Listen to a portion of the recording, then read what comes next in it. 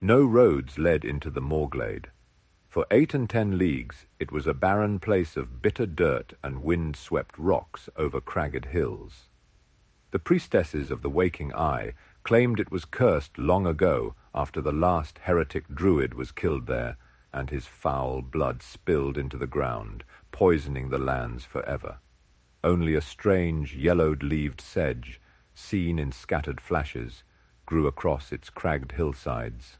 Cruel and untamed as it was, the Moorglade was a refuge for wild dogs and desperate men to roam free out of reach of men's laws. Now there was a dark smoke stirring at its highest peak. Armed men with savage beards patrolled the hill, glowering over sloughed corpses on the hillside.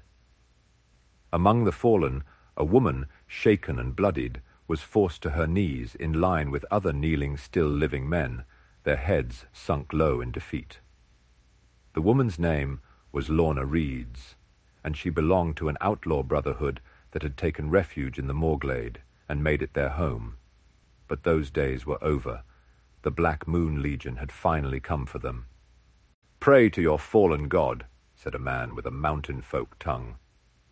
Lorna raised her head, eyes watering from the fumes, to see who had spoken. Glaring down on her was a grisly man, thick-bearded to his waist, clad in mail armor. He darkly smiled at her, amused at what he had said. "I'm told he's dead, buried under the world, tricked by a woman." The man chuckled to himself before stomping away. Many of these same men circled the defeated, armed with swords, axes, and beards, breathing down like beasts on their prey. Before the War of the Queens, Lorna Reeds had been a fisherman's daughter, wearing her mother's hand-me-down dresses and cleaning fish for her father. Now she wore men's trousers, borrowed leather boots, and a leather jerkin over a now ruddy white shirt. Under her eye, a shallow cut from a blade whipping across her face bled down her cheek, leaving a dark weeping mark. At the hill's crest, wagons and carts, once made into ransack fortifications, were burning, and a smoky haze loomed over the heads of the kneeling outlaws as far as their eyes could see. Lorna carefully told the man beside her, "Grey take us." "Who are these wretched men?" "Shush," answered the man kneeling next to her. He shivered with a grizzled look, brown hair, and a face beaten with one eye closed.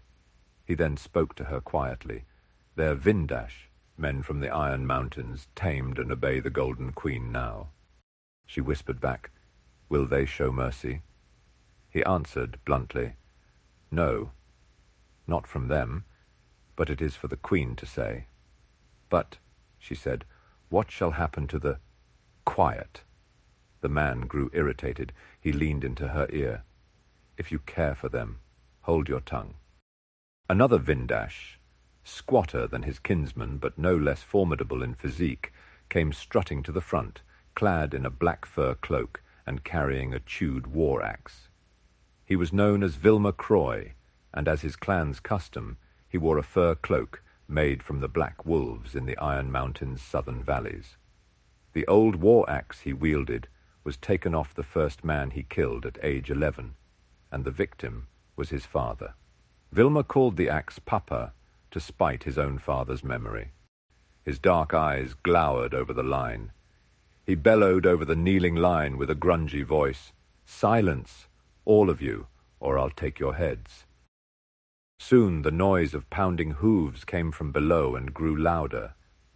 Lorna strained her eyes to see through the gloom of smoke. 3 strange riders came galloping in a hazy dream. In the center rode a dark-clothed figure, feminine in frame, on a horse of startling white, with an unseemly crimson red blasted across the beast's face and up its legs from its hooves. Only a sliver of the rider's fair face could be seen behind the frayed edges of the black shroud she wore, covering her body down to her boots. Loose threads from the shroud's trim flowed in the air as she rode towards the line. "There's your answer," the man told Lorna. "The Black Witch means death." Flanking the black-shrouded rider were 2 wild women. One, with fiery red hair, long and unruly, whipping in the wind, rode on the right. The other, with sky-blue hair, neatly brushed with a single loose flock blowing across her face, rode on the left. Both were dressed in leathers and wore braces on their forearms. A stocked quiver and bow were strapped on their backs, and a vicious dirk sheathed to their sides. The dark rider yanked on her reins in leather gloves, and all three came to a halt 20 paces away. The riders sat calmly. The woman in the black shroud on the red-faced beast was called Joanne Balestier.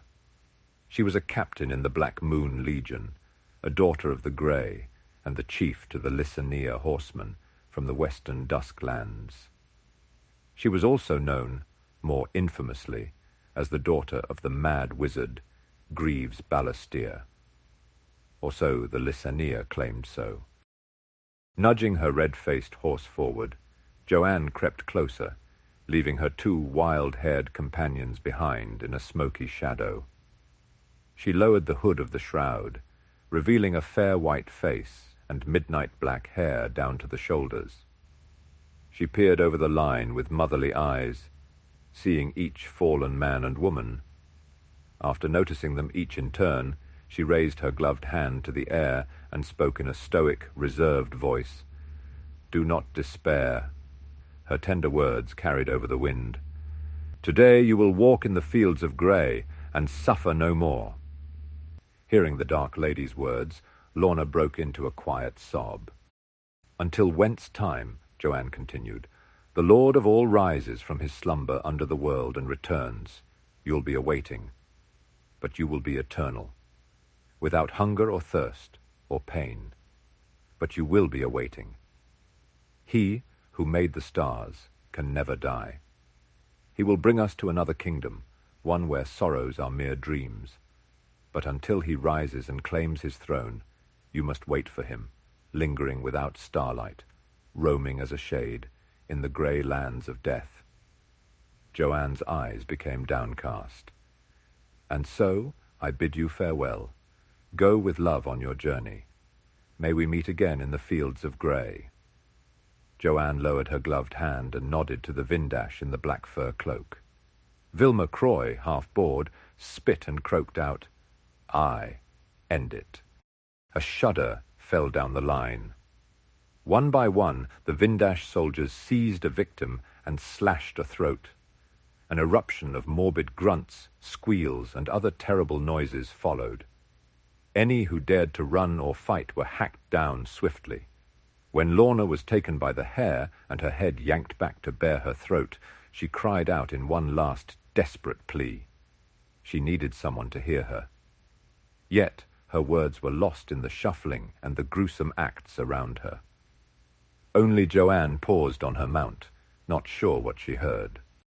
When the blade sliced into Lorna's neck, she tried once more to scream, praying her words would get out. But only a raw gurgle came from her. She fell forward to the ground, struggling to hold herself with her hands. Finally her strength waned, and she collapsed. Her head landed on the dirt, her blood seeping into the dry ground. Slowly, the world changed around her, fading and shifting, until it was nothing but an endless horizon of grey.